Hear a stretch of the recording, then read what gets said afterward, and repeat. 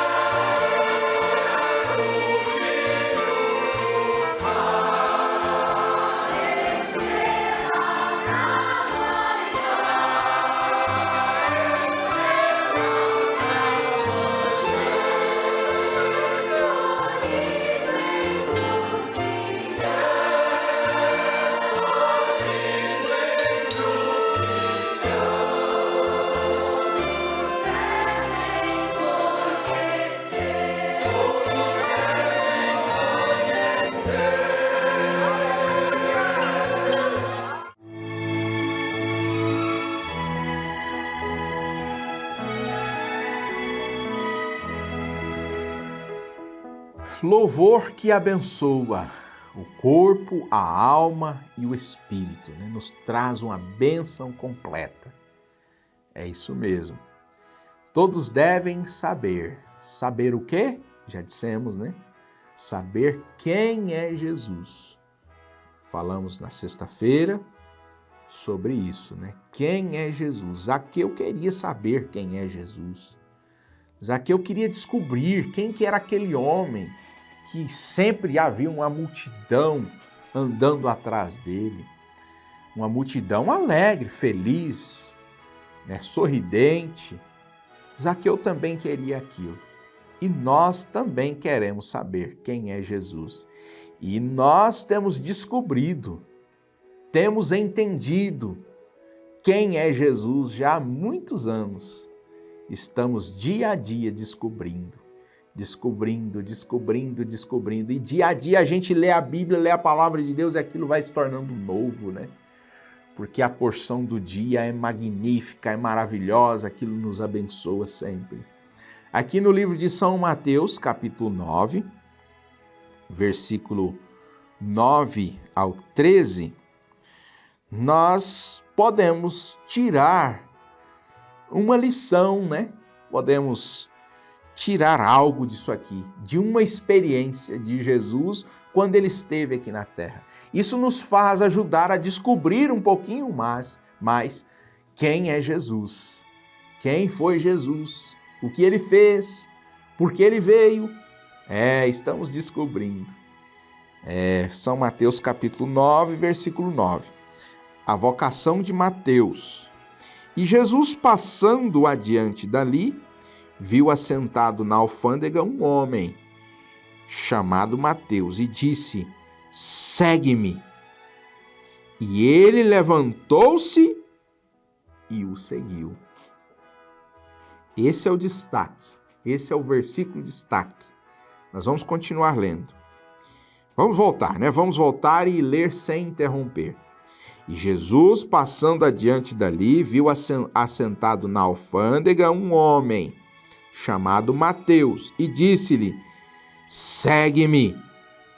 E ele levantou-se e o seguiu.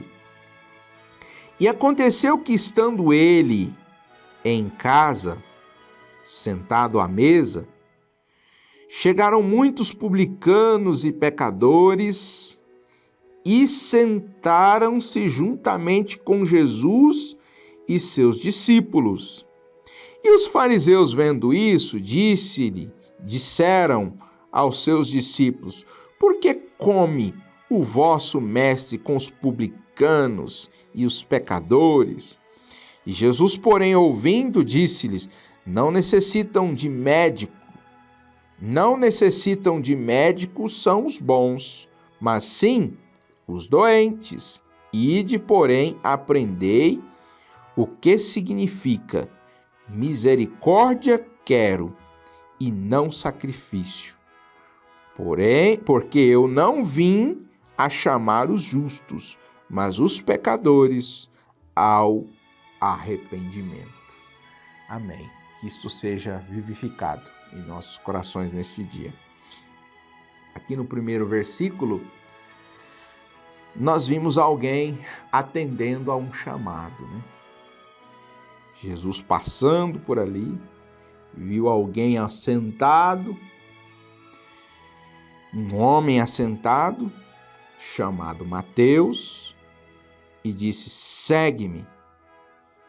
E Mateus, a Bíblia não conta se Mateus ficou ali pensando, ou se Jesus ficou insistindo com Mateus, né? Tentando mostrar o que de bom ele tinha. Não houve nada disso. Disse: segue-me. E ele levantou-se e o seguiu. Irmãos, isso aqui já nos dá uma grande lição, né? Na mensagem Conferências, por volta do parágrafo 150 em diante, o profeta diz sobre o nosso chamado. Todos nós temos um chamado. Você está acordando, levantando, se aprontando a ir à casa de Deus? Não é simplesmente para ir à casa de Deus, mas é para atender a um chamado. Você tem um chamado para descobrir quem é Jesus, para andar com Jesus. Olha o que nós já comentamos hoje, relembrando de sexta-feira. Olha o que Zaqueu tinha. Olha o que ele tinha dentro de si. Ele tinha algo movendo dentro de si, era algo chamando, convidando ele, impulsionando ele. Ele queria, ele tinha vontade de ver quem era Jesus. Isso é um chamado. E se Zaqueu não atendesse esse chamado, por certo ele seria um miserável pelo resto dos seus dias, é o que o profeta diz na mensagem de conferências. Se você tem esse chamado, algo movendo dentro de você, não como uma obrigação ir na casa de Deus, mas se você tem esse chamado, algo movendo dentro de você, e você fica dormindo, você não levanta, aproveitando o momentozinho frio do dia, um sono, estender o sono um pouquinho mais, se você não faz isso, você se tornará um miserável pelo resto deste dia. E se você continua fazendo, você se tornará um miserável pelo resto dos seus dias. Não sou eu que estou dizendo, é o profeta que diz na mensagem conferências. Todos nós temos um chamado. Agora, observe a atitude de Mateus. Mateus não ficou questionando. Olha, Jesus passando, viu um homem assentado na alfândega, chamado Mateus, e disse: segue-me. E o que aconteceu? Ele levantou e o seguiu. Ele levantou e foi com Jesus. Deixa Jesus te guiar. Deixa Jesus levar você. Atenda o chamado de Jesus, meus irmãos. Isso é maravilhoso. Todos nós temos esse anseio, esta sede por atender esse chamado, por saber quem é Jesus. Ele é o nosso guia, Ele é a nossa esperança, Ele é o nosso ajudador, Ele é o nosso tudo. Isso nos impulsiona. E muitos não conhecem como deveriam. Muitos precisam conhecer muito ainda sobre Jesus. Mas Deus tem nos chamado. E nós temos ouvido isso, e nós dia a dia estamos descobrindo, sendo abençoados, estamos andando com Jesus, caminhando com Ele. Irmãos, isso é maravilhoso demais. Alguém pode não querer, não atender esse chamado. Não, eu não vou andar com Jesus.